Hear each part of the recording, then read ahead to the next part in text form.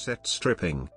Asset stripping is a term used to refer to the practice of selling off a company's assets in order to improve returns for equity investors.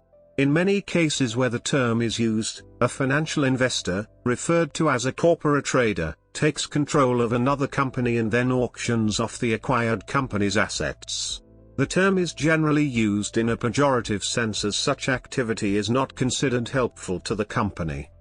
The proceeds of the sale of assets may be used to lower the company's net debt.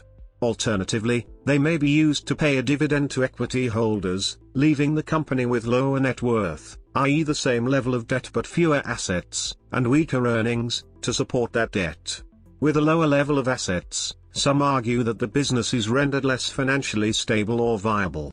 For example, the sale and leaseback of a building would lead to an increased rental bill for the company. Asset stripping is a highly controversial topic within the financial world. The benefits of asset stripping generally go to the corporate traders, who can slash the debts they may have whilst improving their net worth.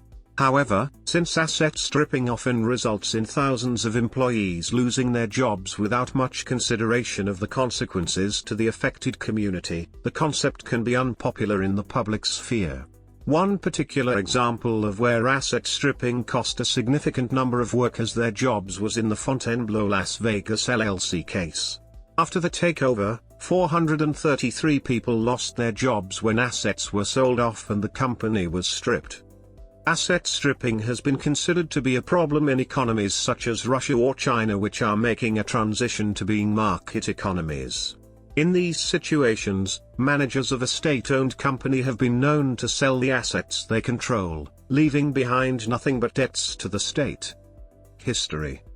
Early innovators of asset stripping were Carl Icahn, Victor Posner, and Nelson Peltz, all of whom were investors in the 1970s and 1980s.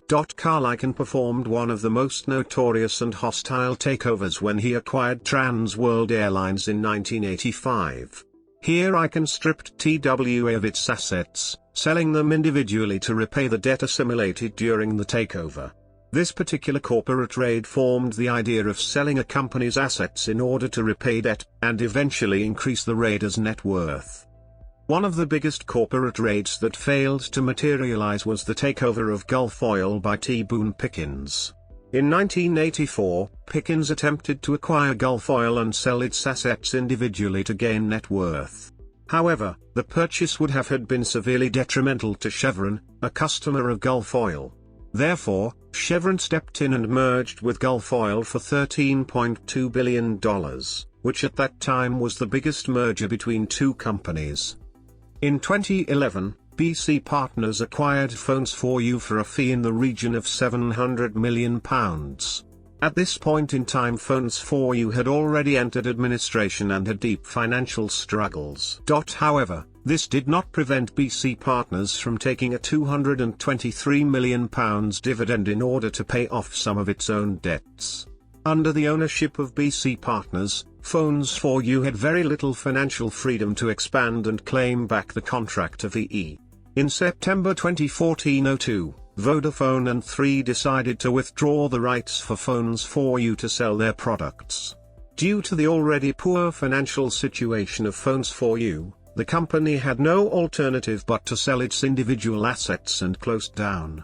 The net worth of Phones4u's assets, estimated to exceed £1.4 billion, provided BC Partners with the credit to pay off some of its debts and significantly improve its net worth. In the United Kingdom, the process of asset stripping is not an illegal practice.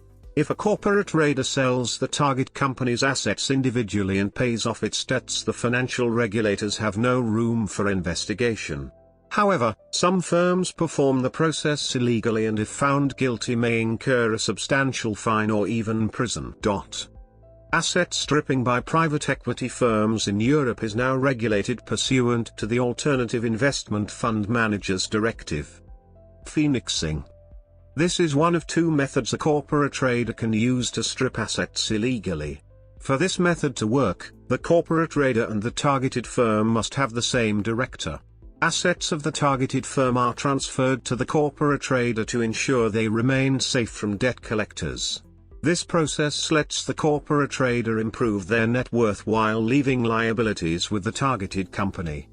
Liquidation.